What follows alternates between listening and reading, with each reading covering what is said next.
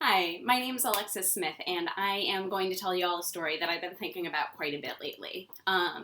Many years ago, when I was in college, I spent a year taking classes at a university in Switzerland, in the French-speaking part of the country. Now, my French was decent. I was really, really great at ordering pastries from cafes.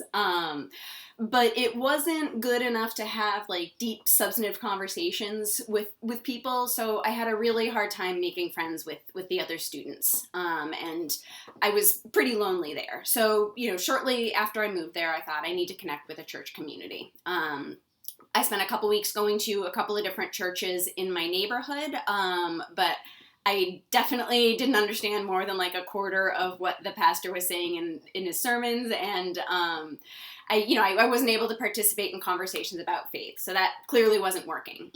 So I did my research. I found out there was one English-speaking church on the other side of town, so I was like, great, that's going to be my church.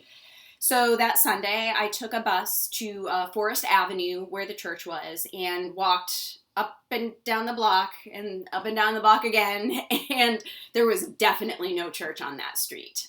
This was before smartphones existed, so it wasn't an easily solved problem. But it turns out I had gone to Forest Avenue, and the church was actually on Forest Street in a completely different part of town. So, all right, that's annoying, but try again next week.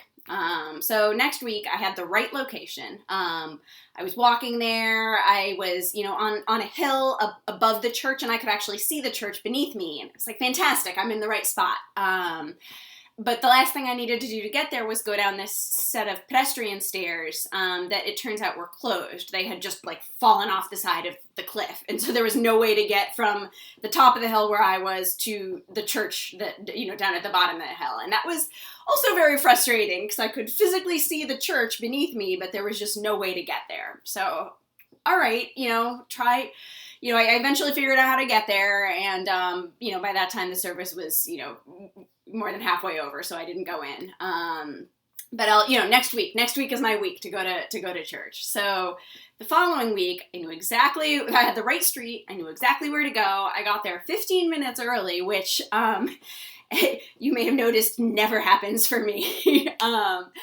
And I walked up to the door and it was locked. I walked around the building, there was nobody there, and I was totally baffled because there was the sign out front that said, service at 10 a.m., welcome. I later learned that morning was daylight savings time, and I had no idea. Again, this was before smartphones, but at the time, it just looked to me like the church had been abandoned. So at that point, it had been like well over a month of me trying to get to church and it not working out. And, I was just feeling really bummed out about that. So I went to a park and sat on a bench, and I remember thinking, all I want to do is go to church and be in communication with God, and it's not working out. And even though, and then it just came to me really, really quietly, you don't need to be in a physical church building to be in relationship with God.